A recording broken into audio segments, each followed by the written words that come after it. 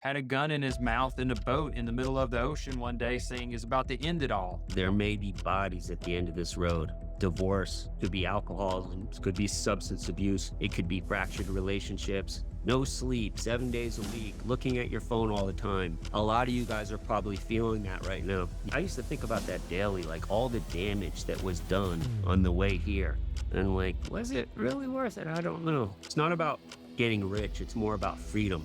There's a better way to do it. You avoid it by getting around others and you borrow their beliefs. You borrow their hard-earned experience. But if I could go back and tell myself, I wouldn't have 90% of the bodies. America's backbone was built on blue-collar business grit, grind, and muscle. This is where you stop working for the business, and the business starts working for you. Welcome back, Blue Collar Millionaires. Chris and I back with another podcast. This is one based off a post I got a ton of DMs on. Beware entrepreneurs, big exit or not, there may be bodies at the end of this road. What I mean by that is, it's from my own experience. I'm in year 36. I did have an exit last year. I had sold a business in the late 90s that I had for 10 years. It was nothing like the exit I just did. But even when it's all said and done, if you do it in the way I did it, there's bodies at the end of that. What do I mean? Divorce, could be alcoholism, could be substance abuse, it could be fractured relationships, it could be missed out time with your family, your kids, vacation. We could go on and on. A lot of you guys are probably feeling that right now. Yeah, all those things have happened. And the reason it happens is we get kind of caught up in the grind and we're going to do it no matter what. And I have 100% respect for that because I did it and I see people do it. But it doesn't always end up really good. I know a lot of guys who didn't work out really well for. They never sell their business. They never really get rich. They never really get freedom. It's not about getting rich. It's more about freedom. That comes with being rich. But I put that post out there, no sleep, 7 days a week, looking at your phone all the time. Your wife may be saying, you never have time for us. You're always doing the phone. I know all about that. And I know the bad side of that and the good side. And there's a better way to do it. And it's through delegation. It's really bringing in A players, sharing in profits, the headaches, the everything, bringing people in so that everybody's rowing in the right direction. And it's not just you and got warm bodies and you just got whoever helping you and you got to kill yourself every day. That's all I do now, from blue collar millionaire to the windshield business, to a roofing business that I had and sold, to the way I've done my entire earn out on Gutter King business. I want to put other people who are very talented into place and I want them to share in the profits and stuff. And Chris and I have seen this with our young partners who had growth that we've never experienced in our own businesses. And they're much more relaxed because there's so many good people around them. And two of those people are really us helping them. And we're all sharing in it and putting systems in place. Chris, what's your experience on the bodies you may have, the bad times and then the good times? What's the difference? Well, I mean, what you just described, you're not going to avoid all of it because, I mean, you can learn your education in a classroom, but there's always application that's required. And in that application, there is some experience debt that you have to pay. You're going to have some bodies, but it can be limited when you're around the right information. I mean, we go to school, some go to college, and we get taught what we need to do to help us avoid making mistakes and stepping on landmines. And then all of a sudden, as entrepreneurs, we sit there and we start our business, but then we just try to learn all that crap on our own. We don't get in best practice groups like our boardroom elite. We don't hang out in masterminds, if you want to label the group of entrepreneurs, and you get to hear the war stories. You get to hear the success stories. All those are teaching you what's working, what's not working. Now, I can think of the groups that I'm involved in. They're talking about, how to protect the money that you're making, how to protect your relationships that you currently have, how to protect your health while growing your money. And when you go out on your own, it's just, dude, nose to the grind. It's whatever it takes. I'm ready to spend it all and leave it all on the field for the glory of the goal, right? It's because we're obsessed. That's the reason we make it in business. And what I've learned is it can get extremely expensive. I was literally just talking to someone yesterday, had a trainer come in to train me and some other team members on one of our division skills on some new technology. And he was talking about his previous partner had a gun in his mouth in a boat in the middle of the ocean one day saying is about to end it all. And you just hear these stories and what we put ourselves through in trying to build a successful business that's profitable. And it's insane when you really look at it. So, how do you avoid that? You avoid it by getting around others and you borrow their beliefs, you borrow their hard earned experience. Ignorance tax, I think, is what Alex Hormozy calls it. So, I know for me, I mean, there's been extremely expensive life lessons learned. I remember when I started making money, I got excited and then started hearing about all these get rich quick schemes. And dude, I was losing six figures. And I'll look back at that and that was lessons learned. But holy moly, that was like going to an Ivy League college to learn that lesson. That was an expensive lesson. So we're paying for our college as we move through. The question is, how expensive is that college going to be as you're moving through your entrepreneurial journey? And there's things that you can't get back, like your time with a spouse when you lose a marriage because you didn't pay attention to the marriage because you're so focused on working for the family, trying to build a business all for them. But in reality, it wasn't all for them because you lost them in the process. There's a lot of sacrifice, and we got to decide what are we going to sacrifice and what's worth it. There's going to be sacrifice regardless, because when you bring something into your life, something else gets left out. Could be sleep, could be health, could be relationship. And this is why you want to have these conversations with folks that are a little bit further down the journey, because they can say, hey, it's worth it or it's not worth it. And that was a lot of good stuff right there. And the expensive lessons you love on the shiny new object. Let me talk about that because all entrepreneurs have that. But I think what might have happened to you is happened to me. It's why I got in trouble in 2008. Everybody wants to blame the economy, but I actually blame something else, my own decision making. When you get in this grind and it's hard, and every dollar you're fighting for and every decision's yours and every night you're tired, your mind starts going to easier things. Everything looks better. So you're much more open to, especially if you start getting a little money now, you're like, this looks easier. This is better. So you can go do it and you can get yourself burnt, which is what I did. And then I learned from that. So that's why I skip all these kind of new things that come out. It doesn't have the same effect on me. I just say I stay in my lane. Well, we have a young partner and he thinks like that sometimes. It's not really because of the grind of work. He just looks at stuff. He'll call me. He'll tell me stuff and I just kind of kill it for him in a nice way. And he knows this guy's 20 years ahead of me. He did everything. And I give him reasons. I get him back to focus. He also sometimes will say, hey, I'm thinking of diverting some of my energy and getting in this business. What do you think? And I just pull him back. It's not for my own gain because, yeah, I want him to grow that business, but I want him to stay focused on it. And both those partners are married, have young children. I have my own vision for them, which is in line with theirs. I want it to be 2030. They're sitting on $10 million each. They're happily married. That's a wonderful life. You might not want to be married, whatever, but you want to be at peace, have money, have every choice in the world. They can do whatever they want or nothing. They could do nothing at that point. But I don't want fractures in bodies for them to get there because that's what happened to me. It was an anticlimactic thing. Before I closed, I go on these long walks and I thought about that. And I thought of all the bodies. I used to think about that daily, like all the damage that was done on the way here. And like, was it really worth it? I don't know. It's just how I'm built. I want to do it. But if I could go back and tell myself 30 years ago, I'd say, let's find somebody like yourself now. You're valuable. You're a hard worker. You're already going 16 hours a day. Let's do it with him. Have the backing of someone you can call, get answers from. They got way more capital than you, so we'll probably go way faster. Humble yourself. You don't know everything. You know that. This guy knows more. Let's do it. And let's get in and out of this at 31. You're 24, 25. Let's do this. And then go do it yourself or go do it again with them. I wouldn't have 90% of the bodies. And how do you find those mentors? We got Boardroom Elite. That's one way. If you're not ready to pay for Boardroom Elite, there's so many folks in like inside a blue collar millionaire, you can make a post. I'm looking for someone's shop and business to come visit, to see how you operate. And I'll put labor for a day or two for free if you would like, as an exchange for me to be able to observe. Any legit operator is not going to say, no, dude, you just come and observe. If you're not in the market, they don't see you as a threat. And you find a mentor there. You'll discover kind of how they operate. It gives you new vision, new perspective to look. Then they've got that score mentor system. Score.org. Yeah. So that's Free. score.org. Score.org. So it's not .com, it's .org, O-R-G.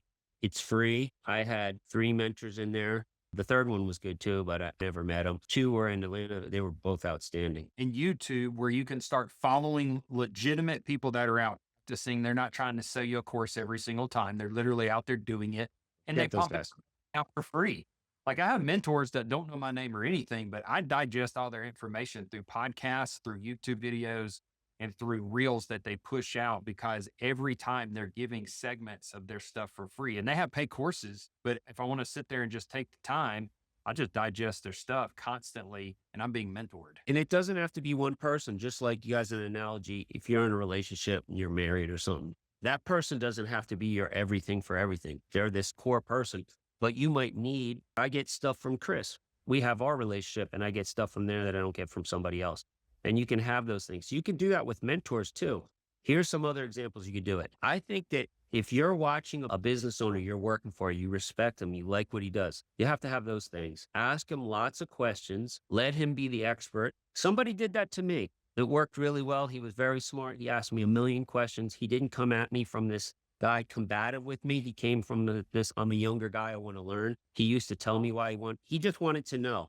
And at first I didn't want to tell him everything about numbers. Then I said, shit, we got a long ride here. He asked me a million questions. I did. He went off and became successful. And at the wedding, he told me, I did everything you did that was right. It was a lot of it. And I fixed the stuff you were doing wrong. I made it better.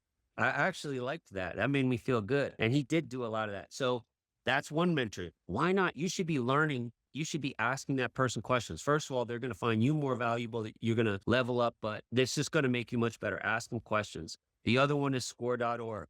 Another one is finding people who are doing, it doesn't have to be your industry, who are living the life you want, not some guy in a Lamborghini on social media. 99% of it bullshit. You never see me doing shit like that or Chris. Like it just, for me, it was a relaxed lifestyle, not stressed out, had systems, had people in place. That's what was attracting me 10 years ago.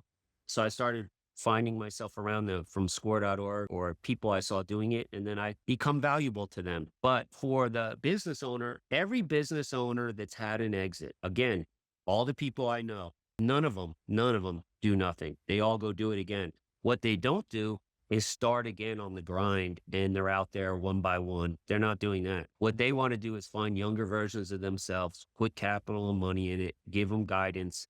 They need people to listen to them. So there's a lot of guys out like that.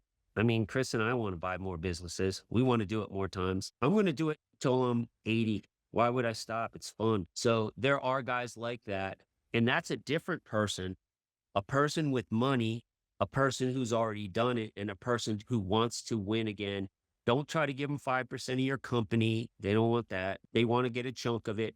They're going to be super valuable. That's different from a guy who's maybe your uncle who was a doctor. He's not entrepreneurial and he has money. That guy might invest in you, but he's not necessarily going to be a person that helps you grow an HVAC business. Yeah, I completely agree with it. There's no excuse not to have to rack up the bodies that we did because, social media, YouTube, resources were just not quite as available. Now, I've had them more available to me as I've been going through my journey because, I'm only 41 at this point, but especially nowadays with just AI and all the other stuff, there's just so many ways to get the information. So find the information and what you need. And then I love what you said. Don't expect one person to be everything for you. That's why we have multiple relationships. There's psychology studies and whatnot about the tribe, and most of the time when you get to 150 people, you find that new tribes start getting created because that's about the max that you can manage in relationships is 150 people. I mean, dude, nobody gets anywhere close to that. You need a handful of folks that that are doing good things in life, that are great at something. Maybe it's their health, relationship, money, growing a business, leadership. You just find those folks and you have conversation with them, build relationships, and you will instantly become a better person. And the other thing is, like, I don't want to say not taking yourself too serious, but we put a lot of pressure on ourselves that doesn't even exist. So a friend of ours, mentor, used to say, control your controllables. It's really true. Like, can you control this? Like weather, you can't. I used to stress out about weather and I'm not going to get everything done. And then I was like, what can I even do about it? It's nothing. Let's just assume. Or you start worrying about people quitting and all these things, and half the time it never happens. What can you do to reduce these risks from these things happening? What can you do when they already happen? and then just move forward. Worrying for the sake of worrying and always being stressed out is a waste of time. And then also setting expectations. I did this very early on when I felt stress from the Karens. We didn't call them Karens back then, but they'd be nasty on the answering machine or demand something. And then it's like, I'm not saving lives here. I'm a landscaper. Like, yeah, I know that you have a party on Saturday. You never told me about it. It's Thursday night. You're demanding I come do some new job for you. I don't have to do that. And yeah, I might lose a customer over that. I'm okay with that. But the first few years, I would like turn my whole schedule upside down to get this person, and they're never grateful. So if I say I'm going to come and do something, I'm doing it. I always do that. But otherwise, you're allowed to say no and say, yeah, I can't do that for like 10 days. We're 3 weeks booked out, but I can get you done in 10 days. I'll help you. Yeah. Not tomorrow, though. Enjoy the journey, man. You know, you got your birth dates, you got your death date. It's that dash in between. And if you don't enjoy it, then what are you doing it for, right? So live in a place of gratitude. Try to treat people the way you want to be treated. Give your best every single day. And some days your best is, 80%. Other days you're pumping at 100. Treat yourself good so that you can get the best results out and enjoy the ride. And it's tough when you're a performer. It's tough when you're, trying to hit those metrics. You want to be the best in your markets. You want to sit at the table with the people that's made multiple exits and multi-million dollars in the bank. And you're going to get there. But if you don't enjoy the journey, then what was it? Good point. I'm going to give a quick grading system, Chris, and then I'll ask you. I'll give you 4 things. A W-2, like you work for somebody else. You work for yourself, but it's basically just you and maybe 1 or 2 helpers. You're out there, you're doing the work. Number 3 is you have a business like yourself. You have lots of employees. You have lots of staff. You have lots of support. And number 4, what we're doing, say, in the windshield business. So we're essentially investors. We're there for a phone call. We'll jump on a CFO call, but we don't ever go to the thing. Well, I didn't do the W-2 really, but W-2 to me is an F. Like, fuck it. There's no chance I'm doing it. It's a prison sentence. I did do it in 2008 for insurance. It was a prison sentence. By yourself with a couple helpers, I'll give that a C-. I don't really like that. That's kind of tough. When I look back, it was very hard. You do it. You basically just don't want to work for someone. You're out there. Every problem's a problem. It's hard. Then when you have a team, you have a lot of employees. I'll give that like a B+. That can be pretty fun. And you're making way more money. Way better. And then to me, A+ on the investor. You're doing it with fun. You're doing it with other A players. You have money. You can hire a fractional CFO. You can hire really strong people. You missed the call today on CFO. We were talking about a new thing we're doing. I was having a great time. I'll turn that into a 2-hour call. I got nowhere to go for that. But you've been in all these things. Where is it? Because the reason I'm saying is it keep getting better? Because that's a reason to keep going. It keeps getting better. I mean, the thing about it is there's a period of you got to pay your dues because otherwise, where did your skills get built? And it's just like anyone else, when you have experience and skills, the value is greater. So you get to delegate and elevate yourself up, but you can't delegate and elevate if you're not ready for that next elevated level. So obviously the easiest one or the most fun and that I've experienced so far is the one where I could come in and I can talk from my experience. I can dish out some cash to help support it on the capital side. And then I can be a part of the growth and a part of the cash flow and a part of the exit when we take the risk, because it requires the least amount of time and you're doing it with the team. It is always more fun with the team. Now, when you have a team, you got different personalities, so it has some negative aspects to it. But when you're with the right team, just like in a marriage, when you're with the right team, honestly, on the windshield side, there's not one time where I've said there's a negative moment of relationships there. It's all been positive. But I've also had that same situation in my second marriage. It's all been positive, no negative. My first marriage was really bad. So it just shows you got to have the right partner, whether it's in business or life. But there's the time of paying the dues. So get in there in the trenches, learn, experience. You don't have to own the business during that time. But you got to observe. When I had my W-2 for 3.5 years working CarMax, selling cars, I was at a Fortune 500 company and I got to see some really cool systems. And that's what you're wanting to graduate to. You want to graduate to someone that buys systems and helps tweak those systems and distributes those systems across more and more people. because then that's what you're scaling. You're just plugging people into a system that produces predictable results. But you got to understand what a system is built of, what a system looks like, what a quality system looks like. Once you know that, man, you've got some amazing value and you just start plugging and playing. And that's what we've done through multiple businesses. We've been able to see what systems look like, from the marketing to the sales to the operations to the finance. And then the little bitty nuances, we ask questions for each industry. And then we sit there and we talk those systems out with people that are operating them. And when you understand that, it becomes extremely fun, because it's not your responsibility to work every portion of that system. This sounds kind of derogatory, but you kind of become a puppet master. You're just, wiggling Yeah. the strings around so that the Well, systems do what they need to do. you become a general manager of a sports team. You got the Yeah. Dallas Cowboys now, and you got a coach, you got players, and some people are interchangeable, and you're just overseeing it and helping people be their best version of themselves. That's really And what that it is. and that's what you need to remember. If you're in the trenches right now, absorb as much of it as you can. But your goal is to find other people to help you work that system. And don't get discouraged. I called that doing it yourself with 2 guys a C minus. When I was doing it, it was a B plus. I liked it. And I Absolutely. was growing and I knew I was going somewhere. I was motivated. I was like, yeah, I'm doing this, but I was servicing people with big houses. And I was like, I'm going to live in one of these. I'm going to have all this stuff. So it was fun for me at the time. Just looking back, it's probably like, would I do it now would be a C minus. At the time, I was enjoying it. I was rolling. You graduate levels. There was time when I was standing in the house cleaning the carpet and I felt like the king of the mountain, because I was like, man, I'm doing the best job ever. This customer's getting the best professional experience. Like, in my head, I was a rock star. If Yeah. I go back to that positioning, it would be extremely hard, because I'd feel like I fell off the hill, because I've graduated in stages because of That's what it experience. is. So take where you're at and just keep building on it. And remember, man, it don't stay the same. It's impossible for you to stay at the same position as long as you wake up in the morning and get out of bed, because experience and life teaches you. You just got to walk. Yeah, I love that line. I think it's from Bill Gates. People totally overestimate what they can do in a year and totally underestimate what they can do in 5 to 10. It's been 100% my experience. I used to overestimate what I could do in a year and totally underestimate the other. Just get up and get after it and be okay with, like, this is a purpose. This is thing. You're not trying to get to the finish line, because that goalpost is going to keep moving. And then you're going to just add new things. You'd be like, okay, well, I sold this business, but now I want to do this. Yeah, I You love don't it. want to sit around. What about we got a We'll meeting? see. Got what, Yeah, we'll Chicago see. with Boardroom Elite? Yeah, we got Boredom Elite. That's our group. It's a paid group, $1,000 a month.